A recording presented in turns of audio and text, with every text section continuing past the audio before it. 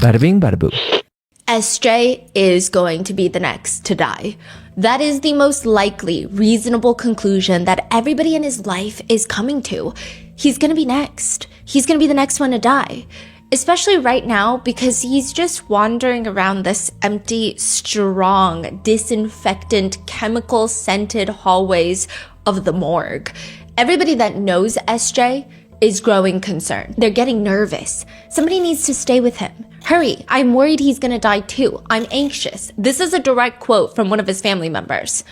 Wherever SJ goes, there is an anxious family member sitting next to him. If he's in the hallway outside the room, there is a family member sitting right next to him, also exhausted, leaned back against the chair and staring into the abyss of the bright office backroom lighting morgue hallway.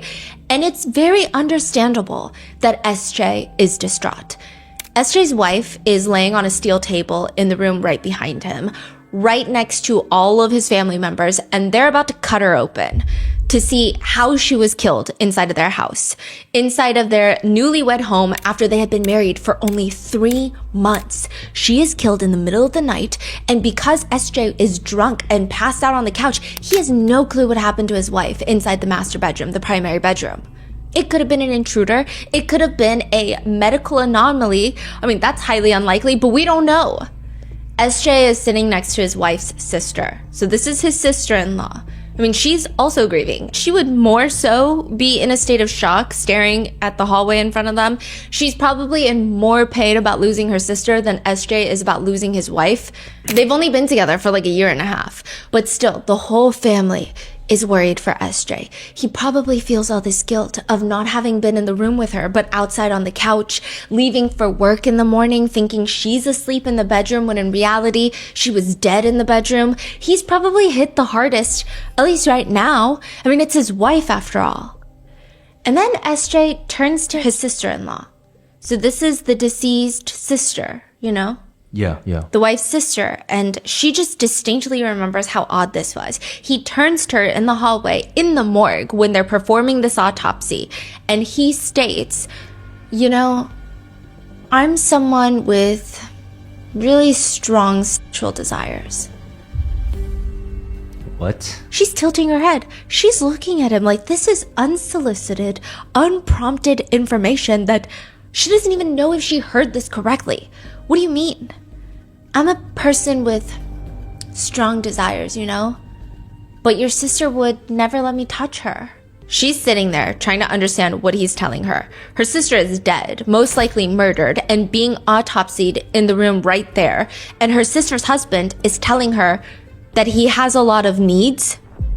What the hell is going on right now?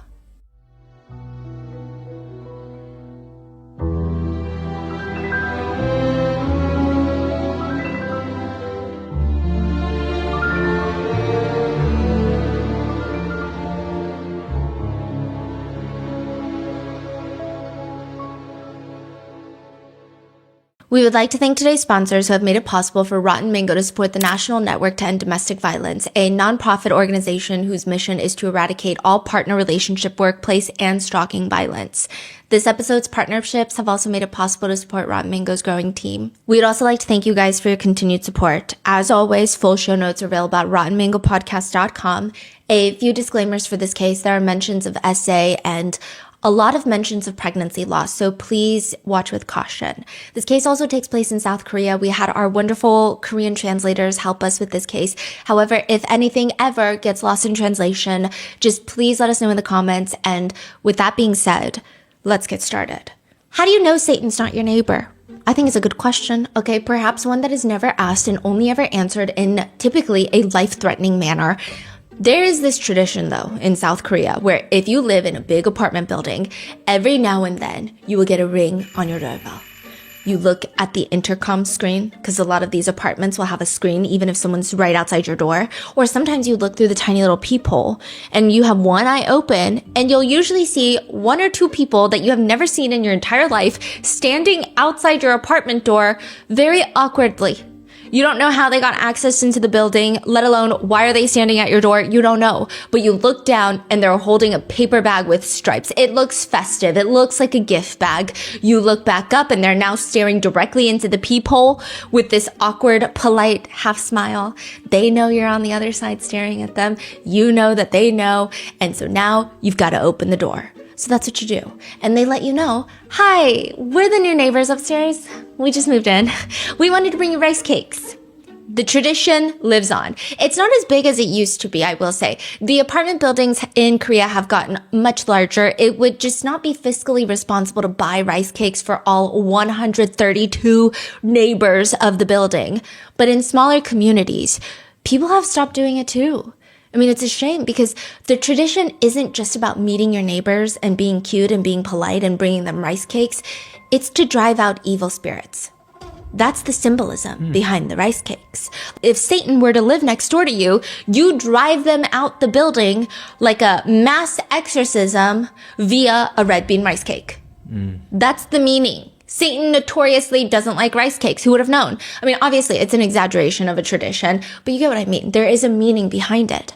And so that's why December 2024, Haeyoung and her husband SJ, they are distributing rice cakes to everyone in their building. They just got married.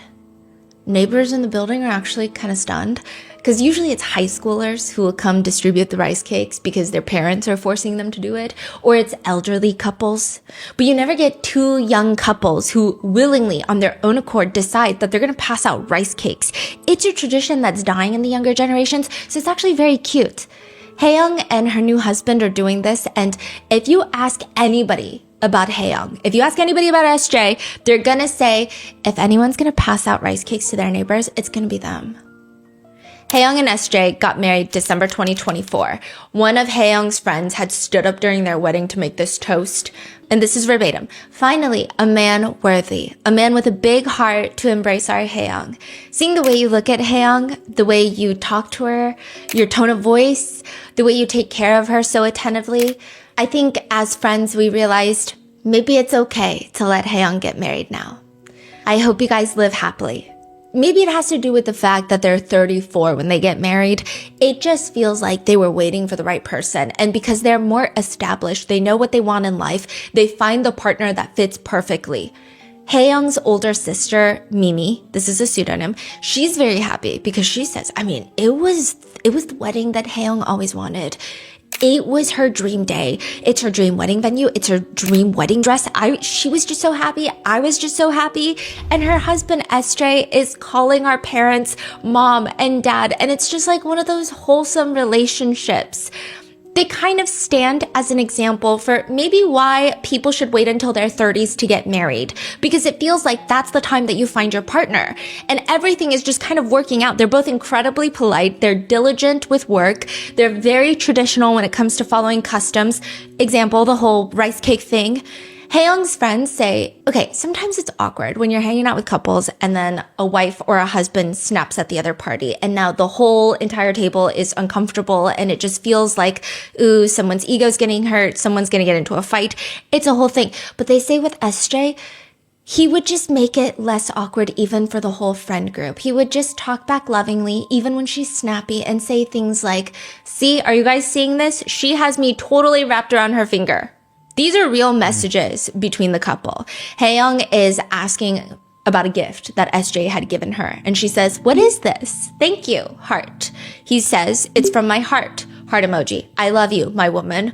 I love you too, heart emoji. I miss you already. Me too. Like, it's just they text like they're still in the honeymoon phase. It's like they're obsessed with each other. And then 2 months into being what people would call, maybe even jinx, the perfect marriage. So like February 2025?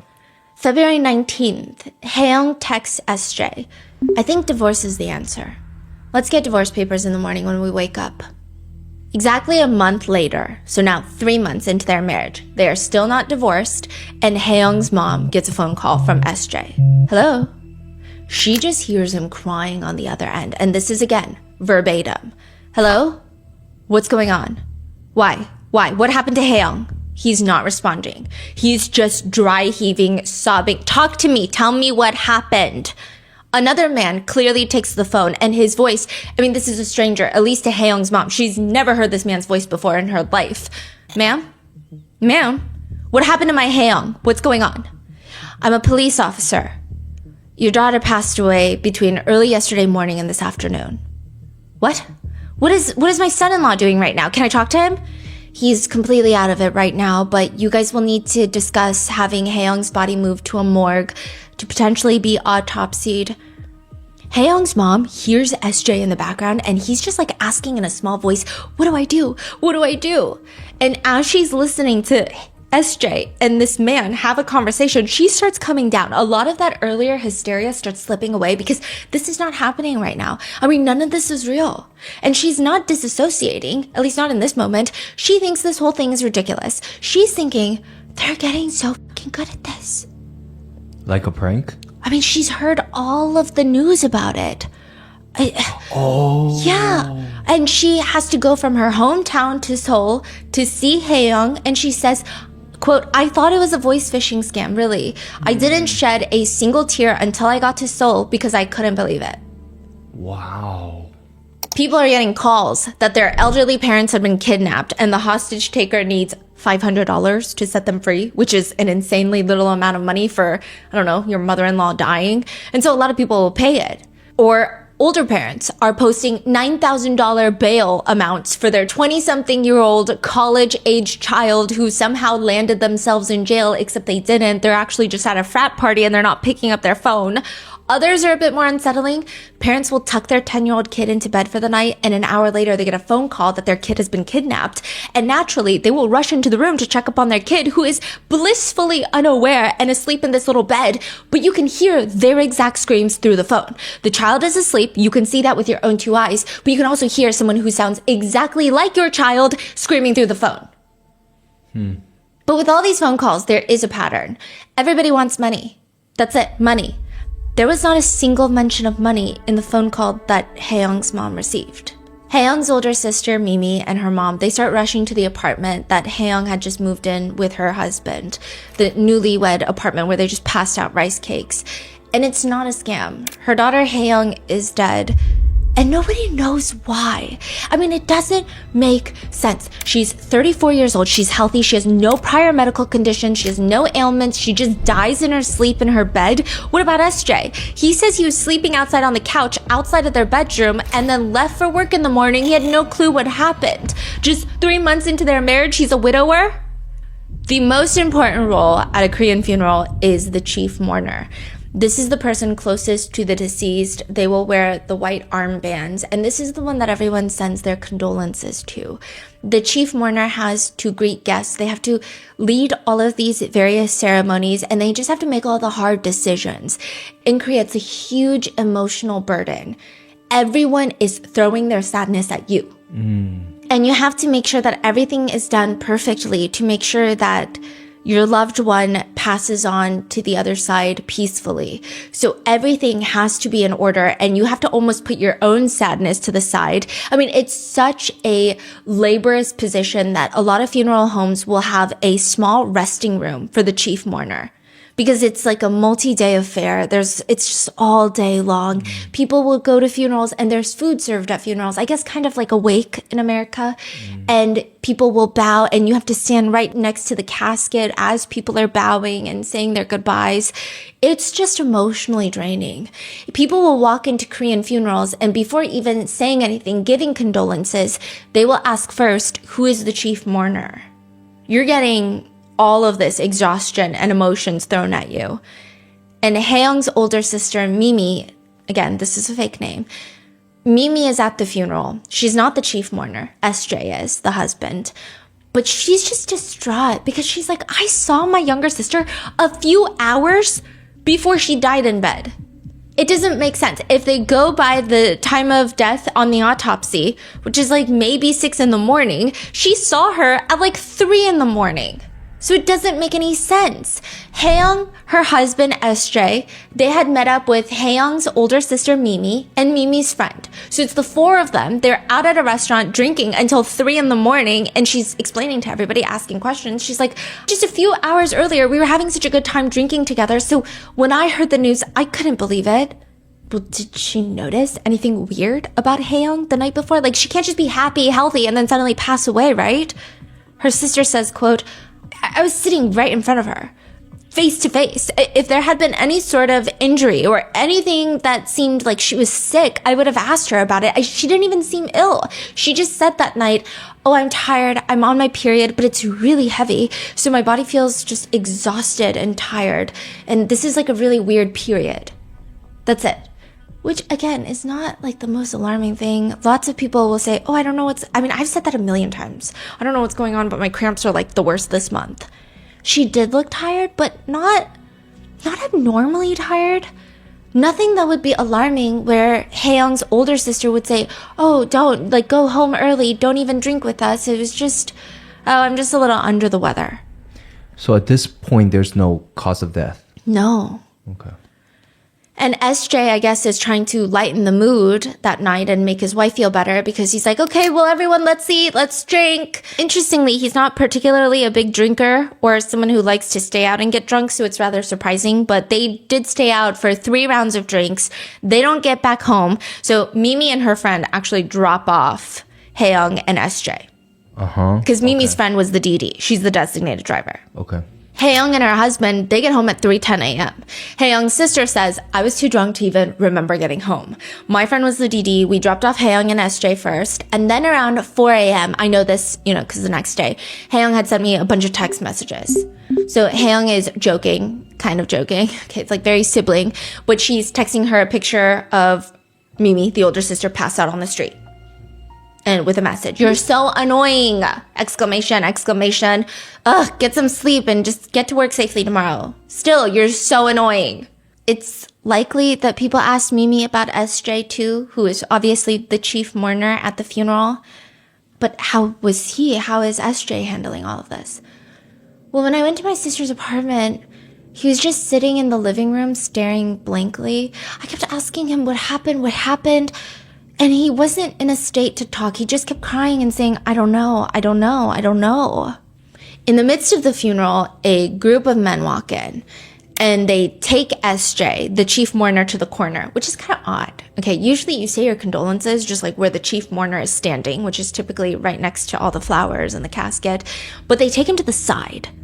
And someone out of the like 5 guys surrounding the chief mourner, someone out of that group reaches into their pocket and takes out handcuffs and handcuffs SJ in front of his wife's family, his friends, his wife's casket. I mean, the minute it registers, everybody jumps up and they're just staring. They're not really sure what to do because also this is reminiscent of a very famous K-drama, Marry My Husband, where after the wife is deceased, the husband gets arrested at her funeral. Right. Okay. Before she's reincarnated. So, I mean, I don't know, but everyone is just, I mean, this is a thing that is said in hindsight by a lot of people. So everybody is jumping up. They're staring. They don't really know what to do, but they're panicked. These are detectives.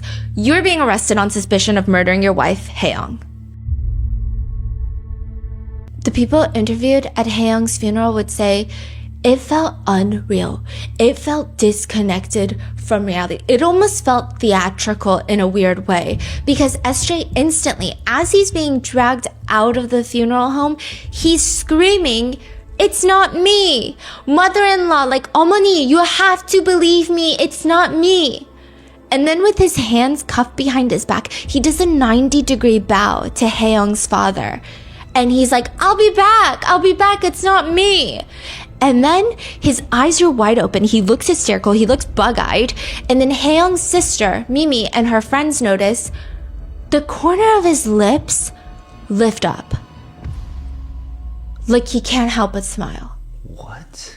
There is a website that talks about how to have the perfect marriage, how to satisfy both partners in the union. And it reads, a wife cannot flatly refuse her husband. She may only ask for a rain check, and then she needs to make good on that rain check as quickly as possible. A husband has the right to confront his wife's sexual refusal as a sin, not only against him, but also against God. A husband ought not to feel guilty for having sex with his wife when she is not in the mood if she yields, even grudgingly. A husband needs to use prayerful discernment to discover if her reasons for, quote, not being in the mood are for legitimate physical or mental health reasons, or if the problem is wrong thinking and wrong attitude on the part of his wife. Listen, I'm not a religious person, nor do I think the blog author of this website is a religious person either. However, with an appropriate amount of common sense, I can easily tell you that if you have to ask God why your wife doesn't want to sleep with you, the problem is within. But because this man knows how to write words and string together somewhat grammatically correct sentences, he wants the world to see and applaud his very mediocre grasp of the English language. He continues, if her reasons are legitimate, then she needs to seek medical or psychological help as soon as possible. Most people think of sexual immorality as only someone having sex outside of marriage. But remember that when something is immoral, that means it is a sin. And we know that sexual denial in marriage is a sin. Therefore, it is accurate to call willful sexual denial in marriage an act of sexual immorality. Intelligence is not a requirement to have access to a working keyboard, to clickety-clack. And unfortunately, stupidity is something that some people, like this author, can work towards being the best at, truly excel at. After all, it is a man's prerogative, right?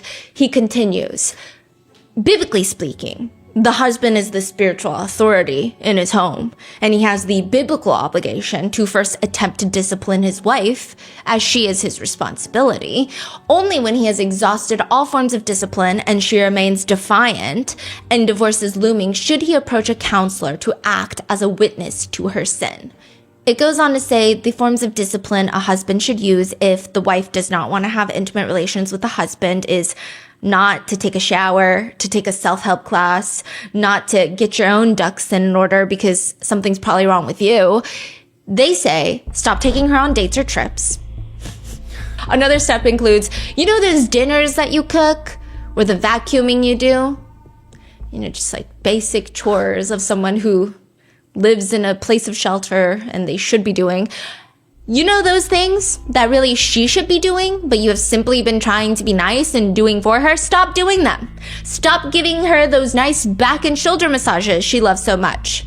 And then it says, if she is financially dependent on you, remove all funding for her aside from food and shelter. And if she still doesn't listen, the last few steps are rebuke her before witnesses and bring her before the church.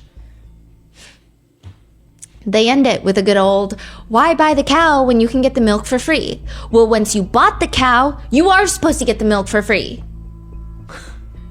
I fear that this website is not reflective of Christian values or Christian husbands or happy husbands. However, it is reflective of people who do exist in the ether. There are married partners out there who firmly believe that after marriage, they are entitled to sex. There is a whole subreddit that you can go on called r/changemyview, and we've talked about this forum before, but people go there to never change their view. Like, nobody ever changes their view on there. They go to get off on the arguments in the comments. I don't know why this sub even exists, okay? But it is interesting to read. So I get the appeal. However, views are never changed. And the way that the posts are written, you start thinking, how could you have a separate view aside from this one? That doesn't make sense. One Reddit post reads, change my view.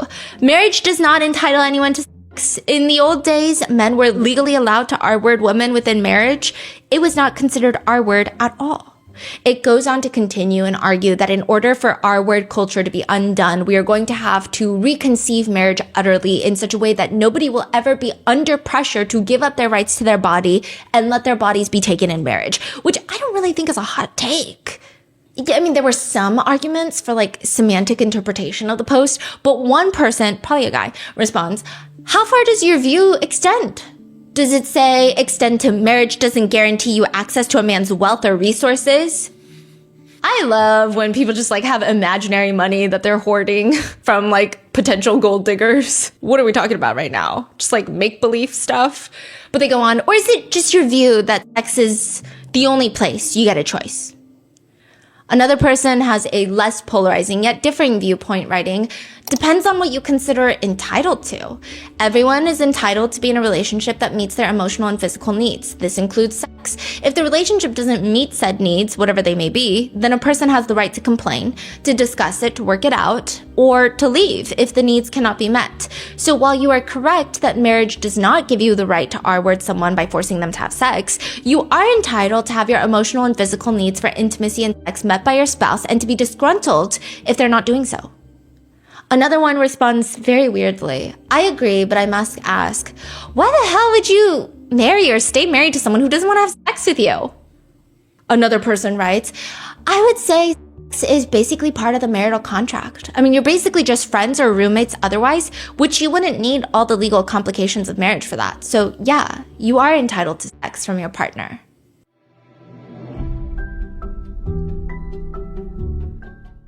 With the holiday season behind you, your wallet is probably feeling the strain of all of those festive expenses. Even though you treasure every single memory, it does add up so quickly. And fortunately, Mint Mobile can ease the burden by helping you reduce your phone bill costs this January, offering half-priced, unlimited, premium wireless service. All plans come with high-speed data and unlimited talk and text delivered on the nation's largest 5G network. I left my old provider a long time ago, and the transfer to Mint it was probably the easiest resolution to knock off the list. I was able to keep my old number. I kept all my contacts. My physical phone was the same, all while saving money. This January, quit overspending on wireless with 50% off. Unlimited premium wireless plans start at $15 a month at mintmobile.com/rotten. That's mintmobile.com/rotten. Limited time offer, upfront payment of $45 for 3 months, $90 for 6 months, or $180 for 12-month plan required. $15 per month equivalent. Taxes and fees extra. Initial plan term only. Over 50 gigabytes may slow when network is busy. Capable device required. Availability, speed, and coverage varies. See mintmobile.com.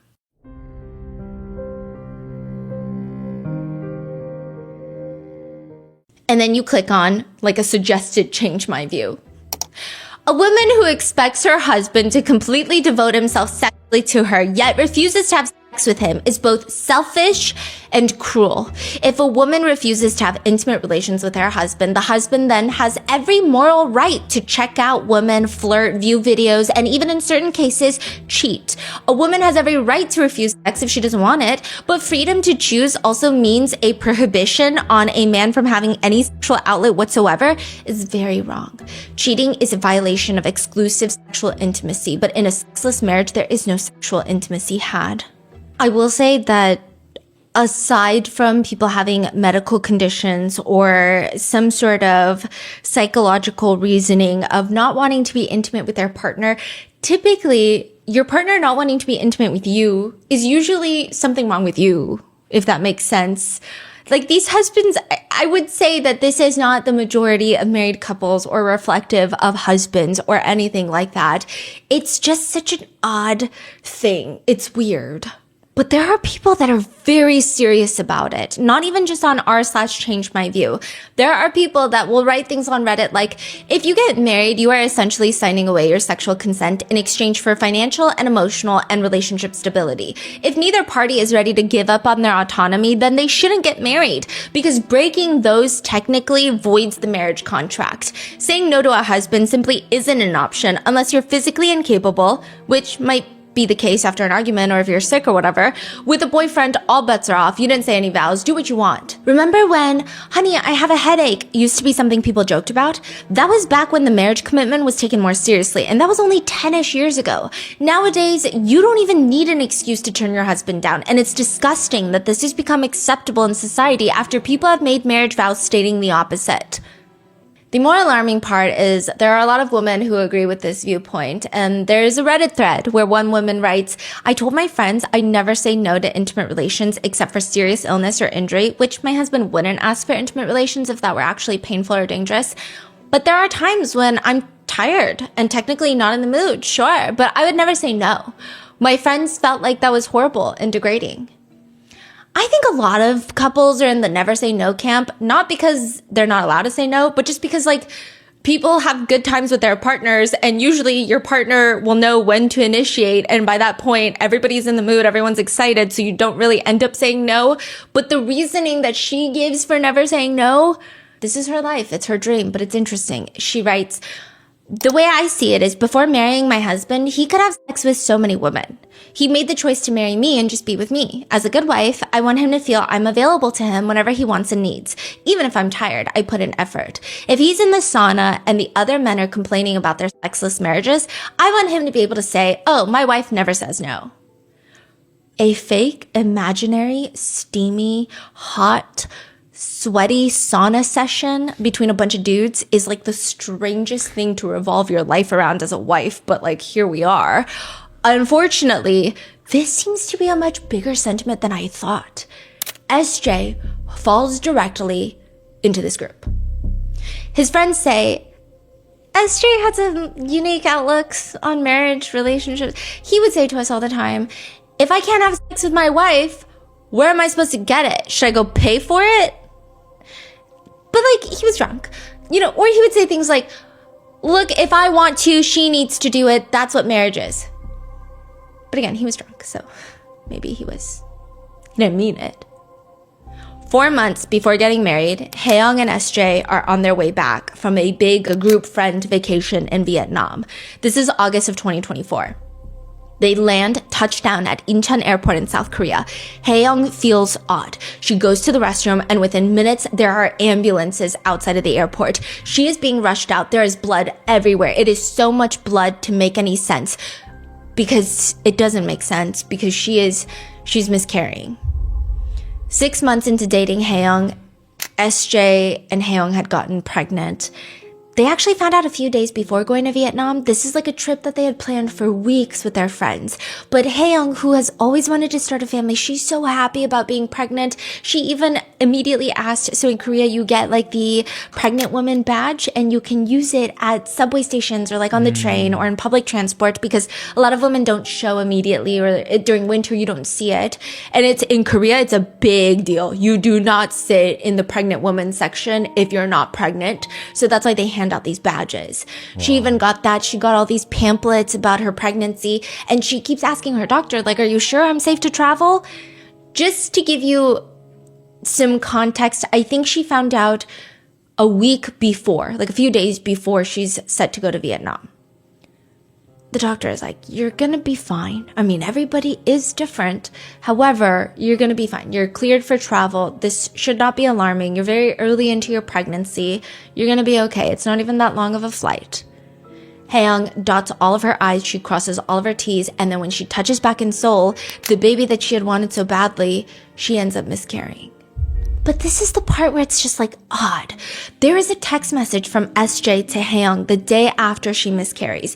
And it reads, it's fine as long as you and I are healthy. We can make another baby. I feel so inadequate and foolish. I'm so sorry. Why would he need to apologize? Is he just apologizing because she's going through something so traumatic? Right. Haeyoung's friends say, when she was pregnant, he wanted to do it. They did it once after she found out she was pregnant and there was a little bit of blood. And so she was really worried for the baby. So she kept refusing to have intimate relations after that. They fought about it and she told us that she ended up having sex again, even though she didn't want to. And then she ended up miscarrying.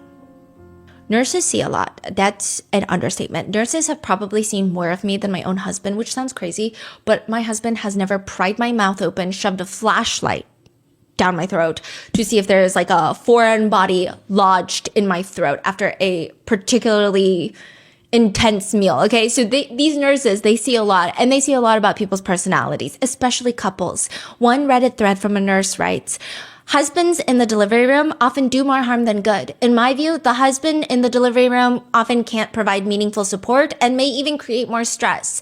Many people frame fathers being in the delivery room as a romantic or heroic act, as if witnessing every moment is required to be a good dad. In reality, the practical benefit to the mother is often minimal. A husband who stays outside, handling logistics, communicating with family members can actually provide more meaningful support.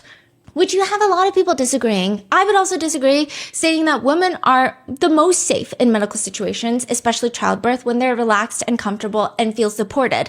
However, there are a lot of nurses fighting back saying, yeah, in a perfect world, But most husbands, they're on their phones the entire time while their wife is in labor. Or sometimes they're causing more distress, making their wives feel more pressure, or they're not being helpful with other family members that are hounding, giving their 10 cents to the wife about how they should approach childbirth. One woman writes, "My husband went downstairs to charge his phone and call his mom from the car. When I called him an hour later because I was 9 centimeters dilated, he said that he was at Sam's buying Tupperware." What? Tupperware. Another wife writes, "My husband asked if he could borrow one of my pillows because his back hurt and I had too many." The nurses see it all. And for Haeyoung, it's not just a miscarriage, which is already very traumatizing. Haeyoung actually suffers from a very rare condition that only 1 in 30,000 women have, where she has a miscarriage, which a miscarriage is when you have a fertilized egg in the uterus. And the pregnancy is not going to come full term, so you miscarry, right? She also has an ectopic pregnancy at the same time. So Haeyoung's ectopic pregnancy goes unnoticed for a while because this is really rare.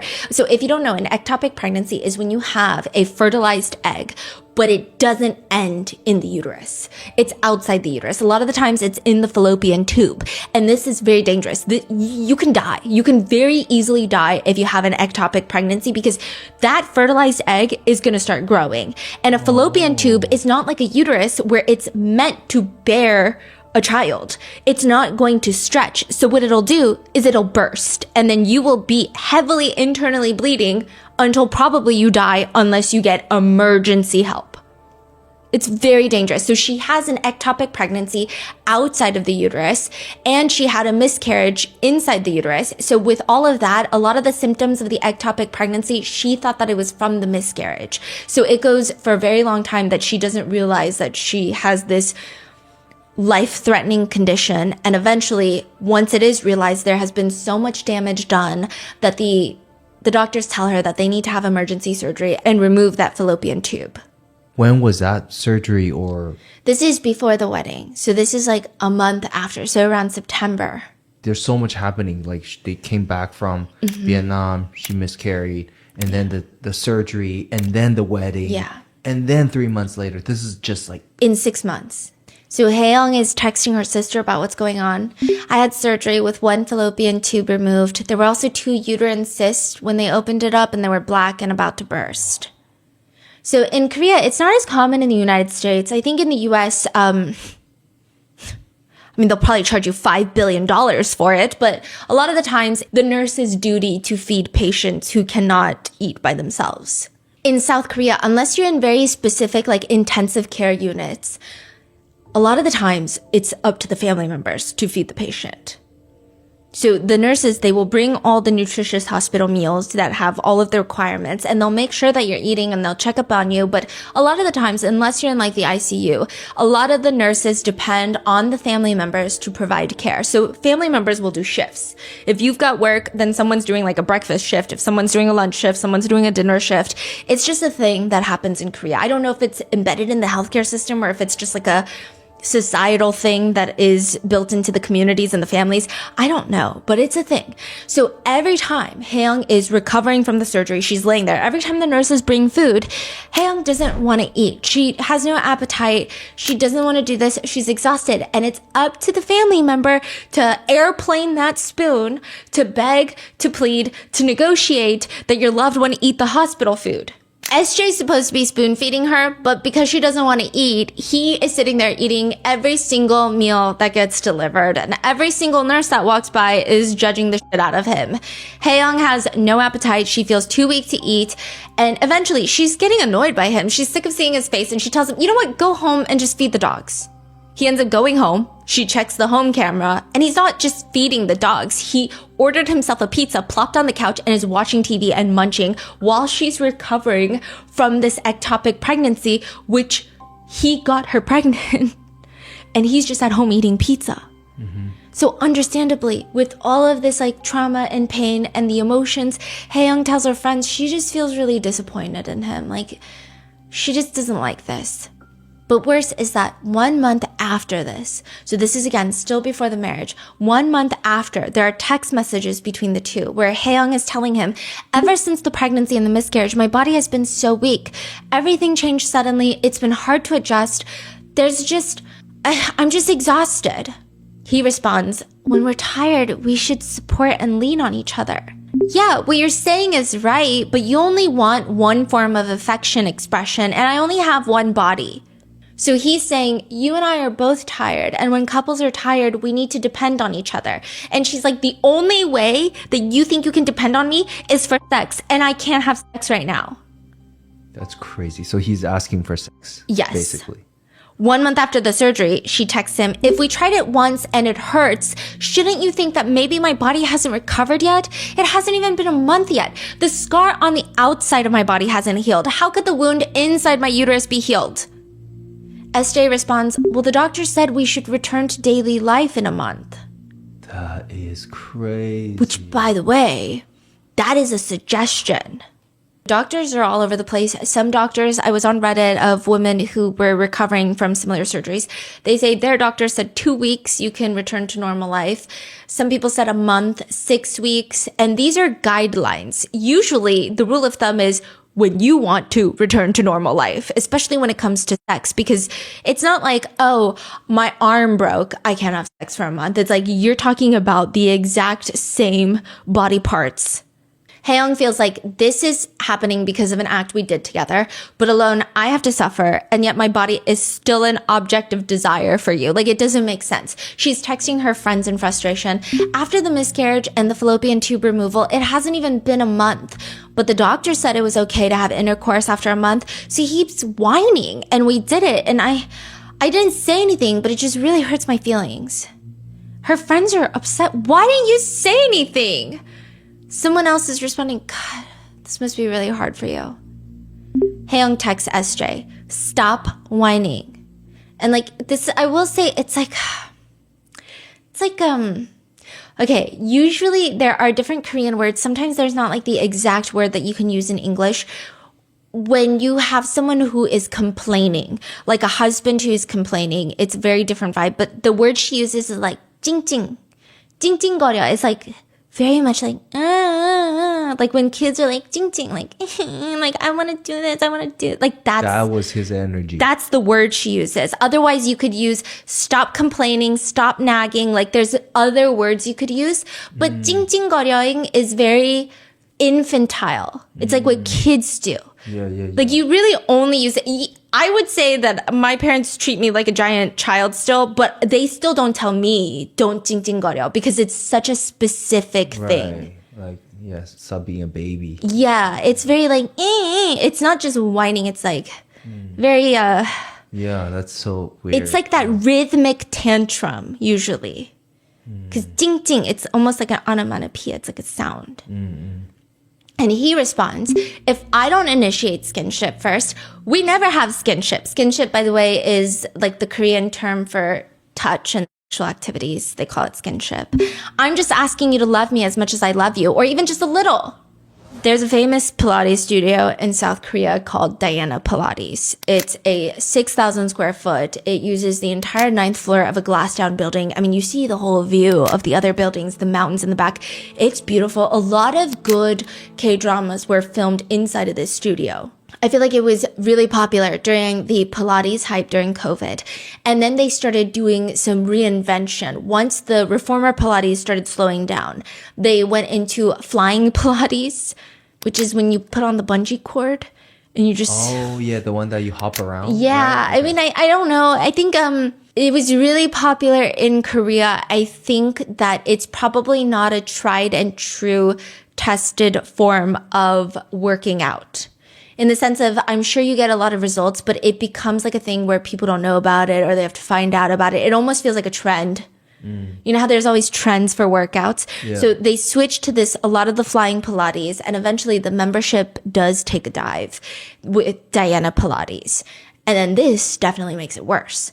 There's a new notice on the front door that reads, following the traffic accident, the director, SJ, his spouse has passed away, and SJ remains in critical condition in the ICU. The current owner of the building, who knows of the director's sincerity, has arranged it so that the members can continue using the facilities without any inconvenience or charge. Members may rest assured and continue using the premises as usual. We will continue to repay you with a better environment and service. We ask for your attention and your support. Wait, is he the owner or he's the... Yes, SJ is the owner of this Pilates branch. Interesting. Yeah, and this notice goes up after Haeyoung dies, but there was no car accident. Right. Haeyoung did not die in a car accident. SJ is not in the ICU. In fact, he's getting arrested as the main suspect for Haeyoung's murder. Oh, so they're trying to hide it, hide the fact. I see. SJ is defensive. He's asking the officer, "What are you saying? That I did this?" We didn't say that. But was Haeyoung sick? And these are direct quotes. "Why are you asking me? What did I do wrong?" SJ tells the police, I have no idea what happened that night. He explains they came home after drinking, and even with drinking, Haeyoung has really intense insomnia. So the typical routine is that he sleeps outside on the couch until she can fall asleep inside the bedroom, and then he'll quietly go into the bedroom and sleep. She has trouble falling asleep, but once she's asleep, she's not a light sleeper. He goes into the room a few hours later, and he knows for certain she's knocked out. He's like, which, by the way, I'm not like awake for all of this. I fell asleep with the TV on outside in the sofa. I woke up early in the morning to go use the restroom, and that's when I was like, oh, she's definitely asleep. Let me go sleep in the bedroom. I moved back into the bedroom. I lay down next to Haeyoung, and then I wake back up to go to work, and she's still asleep, so I'm letting her sleep in. He explains that when he gets to work, however, normally Haeyoung will wake up a little bit after that, even if she had been drinking the night before, but she doesn't text. He calls her 4 times around 2 p.m. She doesn't pick up. How are you still asleep till 2 p.m.? He's like, this is weird. He runs home. She's dead on the bed. He calls emergency services, and that's all he knows. He doesn't know anything else. I mean, to some degree, this is all very trackable. There is CCTV footage of him leaving the apartment to go to work at around 10 in the morning. His body language looks nonchalant. 10 a.m. in the morning, he goes to work? Yeah. But she was... she has passed since 6. Yeah. Right? Okay. And he looks really relaxed. He starts walking in the direction that work is. But when the police ask his employees if he got there as he normally does, they say, well, no, March 13th was weird. He didn't come in. He usually comes into the studio by 11, but he wasn't there. He did text me, though. So one of the Pilates instructors is like, he texted me around like 1:30 asking me about my paycheck. It was just like a normal conversation about the pay stub. That was it. Then he calls his wife 4 times. She doesn't pick up. He rushes home and then calls emergency services. Haeyoung's friends have problems with this because it's very nonsensical. What do you mean a completely healthy 30-year-old woman who, by the way, she has been very health conscious. She's not the type to notice something wrong with her body and hope for the best. She's getting a checkup. What do you mean she just passes away in her sleep? She didn't drink heavily the night before. And when it's not like she threw up. There's no evidence of throw up. There's no evidence that she was so drunk she couldn't get up and she choked on her vomit, which is a very real concern. She just passes away peacefully. There's just no way. Looking at the autopsy results, she has a bruise on her upper lip on the left side, a faint, very faint bite on her lower lip. So again, these are all things that she could have self-inflicted as maybe she's choking or asphyxiating. But one thing you can't explain is this very faint red line around her neck. Are we supposed to believe that she was wearing a scarf when she went to sleep? Or that there was a random string on the bed that she laid in, rolled over, somehow tied it around her neck to asphyxiate on by herself? It doesn't make sense. One of the neighbors in the building, the one right below Haeyoung and SJ, they say that night they did hear something weird. So much so that they even reached out to Haeyoung the next day to make sure everything was okay. What did you hear? We're light sleepers, pretty sensitive. So we normally actually just block out normal life sounds. So if we hear someone thumping or it sounds like someone dropped their phone or stomping, you kind of learn to disregard it living in an apartment. But that night, it was a strange and unfamiliar sound. It felt like something dragging, like heavy, like if you were to drag furniture, but it doesn't make like you know how furniture legs will make like the squeaky sounds? Yeah. It's not that. It's like if you were to drag a mattress. It's like fabric or like just something heavy and soft. What? And then we heard this really weird flapping sound. It was kind of like 바닥거리는 소리, like 파다거리는 like a bird. Okay, so the word is like the bird wings trying to flap, but you're holding onto the bird. That's kind of the feeling. It's like a flapping noise. It's not like a thumping noise. It's like a flapping noise. It's like a very specific noise. And like that you just don't expect that to hear from a neighbor in the middle of Seoul. And then a strange like, ugh, noise. Like, ugh. Almost as if someone is like breathing out. Like, ugh. That's really like clear. They can hear very clearly. And it sounded like a woman. It didn't sound like a man. And that lasted maybe about like 30 seconds. They didn't think much of it. They might have thought if it was something else, maybe. But the next morning, they see a bunch of police officers. So they start freaking out. And that's when they text Haeyoung. And they find out that she's gone. Yeah. The flapping noise, how long did you say it lasted? That they don't know. Okay. But they said it lasted a while. Like all of this. And then it sounded like choking for like 30 seconds. Yeah. Okay. This is where it gets weird. There are home cameras inside the house, which is typically odd. People don't really like to have home cameras inside, especially with a lot of recent developments. So this was earlier in 2025, but recent developments of a lot of South Korean home cameras getting hacked for intimate websites, like illegal websites.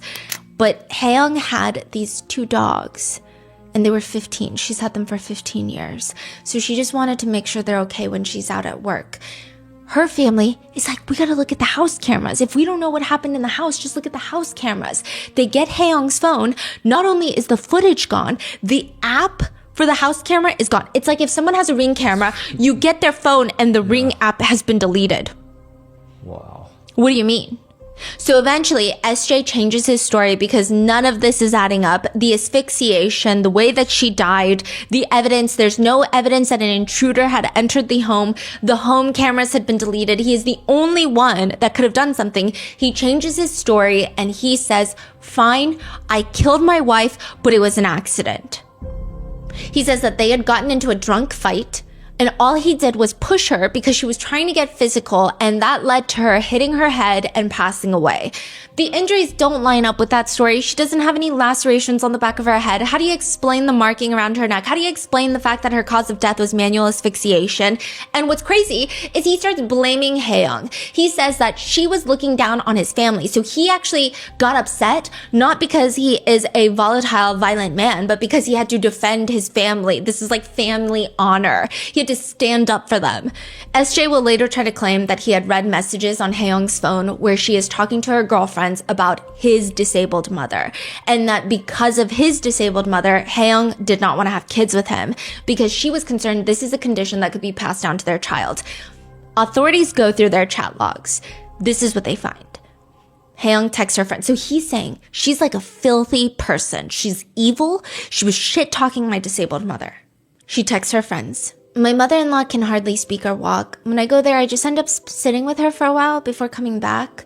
But SJ says he's happy that I talk to her and I make her smile. Then later in the group chat, Haeyoung texts her friends, why did I marry this piece of shit? So it's like no one really responds. And then she texts this. Yeah. He's trying to argue it's because of his disabled mother. She's texting that. But just listen to the rest of the messages. Why? What happened? I'm not getting pregnant by this motherfucker. I'm not going to have his baby. Huh? Actually, I would rather get pregnant and not have to have sex with him for a whole year. He actually argued with me, saying, you promised twice a week. Why aren't you keeping your word? Wait, but it's not like you guys aren't doing it. Exactly. That's what I'm saying. It's not like I refused for a whole month or anything. We did it. And then the next day, the shithead just keeps starting again. He's just completely obsessed with sex. I feel like he's lost his mind. Why did you even marry him then? Another friend chimes in. I mean, you must have married him because there was something good about him, right? I thought he would be a good husband. I didn't know he was sex obsessed. Clearly, she still wants to have children with him, though, because later she writes, the doctor said it would be better to remove my other fallopian tube too, but they told me that they could go ahead in the surgery and get rid of both, but I told them I would discuss it with my husband first and then get discharged. Either way, I think I'm going to try IVF. But as the police go further down into their text logs, they find more messages from Haeyoung to SJ because, I mean, none of these motives make any sense. It's clear that he did not accidentally kill her in a drunken fight, which, not that that would absolve anything, but it just doesn't make any sense. Haeyoung's messages to SJ read, "But we always end up fighting because of physical contact." He responds, "I want to be close to you because I love you. If two people love each other and feel good together, isn't it natural to have sex? I don't want to right now. If this keeps happening, we really can't keep seeing each other. Okay, I won't push you anymore." Then right before they get married, SJ texts Haeyoung, "Why do it if I'm the only one who enjoys it? It should be something that we both want. Fine, from now on, we're not going to fight about sex anymore." Haeyoung is upset by this. She's like, "We already had this conversation before about the same exact thing." Then another from SJ to Haeyoung. "Don't say that you want to break up. There's nothing wrong between us." Haeyoung is agitated. "You know, this is the first time I've ever told you that I want to break up, right? It's because I don't respond to your physical affection the way you want, and I can't match the level of affection that you expect. Let's just stop here. Honestly, it would be better for you to meet someone who fits your needs because I can't do it anymore." The police investigate and they find that in the toxicology reports, there were sleeping drugs in Haeyoung's system when she died. She would never take these drugs, these sleeping medications after drinking. She was really big on that. She thought that any sort of medication mixed with alcohol was like a surefire way to die. She would tell her sister, like, if you drink and take anything, like any sort of medication, you will die. The prosecutors believe that SJ approached Haeyoung in the morning, asked for intimate relations. She is having a very heavy period. So it's kind of complicated in the sense of she was not actively miscarrying when she passes away, but it seems like there are lots of complications that were occurring after the miscarriage, after the ectopic pregnancy, after the surgery. And this period, it wasn't just like I'm just having a rough menstrual cycle this month. It seems like this is the after effects of everything that's happened. She's having really heavy bleeding. She's feeling unwell. He approaches her in the morning, asks for intimate relations. She denies it. And then he decides that he is going to impulsively kill her. That's how he describes it. But that impulsion lasts 12 hours later. So that's in the morning. She denies having intimate relations. Oh, that's after the night out. No. Oh, wait. So earlier, before the night out, he asks for intimate relations. Yeah. She says no. Yeah. So then they go out, they have a good time, and then he's very upset. He ends up killing her that night. She come back, fell asleep. Oh, that night. Yeah. This is premeditated. Yeah. So is that what they... That's what the police come to, and there is a whole, like a behavioral psychologist that works for the police. They stated, "I don't think this is a matter of sexual desire." So a lot of people are saying, okay, is this like a sex addict that is mixed with someone who has murderous tendencies? Not that we're finding excuses, but we're just trying to understand the concept of this, because how does a husband murder his wife because she doesn't want to have intimate relations? Usually you hear of husbands who are having affairs. You hear of husbands for A, B, C, and D, E reasons. This feels a little out of the norm. The behavioral psychologist says, "I don't think this was a matter of sexual desire. If it's just really high sexual desire, he could have been sexually obsessed with other women as well. But that doesn't seem to be the case. This seems to be about control." Always. Yeah, they found other messages where he would text Haeyoung like, "Don't ever think about cheating on me because I will track you down and I will kill you." Now, I know a lot of people love to victim blame and they're going to be like, "Oh, well, she should have left and not gotten married if he threatened to kill her." But I will also say that even in English, I think that there's miscommunication of like, "I'll kill you," like I'll kill you if you do something. Like, I guess some people could think it as cute, but in Korean, it's even more so because, like the term. Is it like 죽을래? Yeah. Or like, die. 죽여버려. It's like, people say that a lot. Like, if someone is late for something, it's very common for family members to be like, 죽여버려. It's like, I'm gonna kill them. Like, I'm gonna kill them. It's very like, it's very, Yeah. So it was probably texted in that format. But I mean, there were some alarming things about him. And again, this is not me saying like, oh, she should have left. He's the problem, clearly. But there is one time where Hae-young's friends said they were in the car driving, and this is in Seoul. They get into a fight. He just stops the car in the middle of the road. There's cars honking behind him. And if you've ever driven in Seoul, if you've taken a taxi in Seoul, I mean, it's like New York City. People don't play. Yeah. They're honking and he will not stop. He just stopped and will not stop fighting. The psychiatrist comments, from the perspective of someone like the perpetrator, the victim leaving and becoming another man's wife was unimaginable. So it seems like she had brought up divorce in February. They don't end up getting the divorce, but things are progressing worse and worse. She rejects his advances. He decides, okay, she's definitely going to leave me then. And then decides, with the lack of control, the anger, and his bizarre feelings towards having intimate relations with his wife, he kills his wife. Mm-hmm. And they write, in other words, if I can't have her, I will destroy her. The case goes to trial. He's sentenced to 25 years in prison because it's Korea. A lot of people think that there could be more to the case in terms of he was alone with his deceased wife's body for hours. People are suspicious of what he could have done. Yeah. And what are those sounds? Him choking her. And I don't know where the dragging noise is, though, if she was fighting and then she ended up on the ground and they're dragging in a tussle. I don't know if maybe he choked her somewhere else and then dragged her to the bed. But Hae-young's mom still keeps photos from the wedding day in her house, but she has cut out SJ out of all of them. And Hae-young's friends say it's been really hard. And also, this is the thing with SJ, we don't know his name. We don't know what he looks like. Wow. Because of the identity protection rules in South Korea.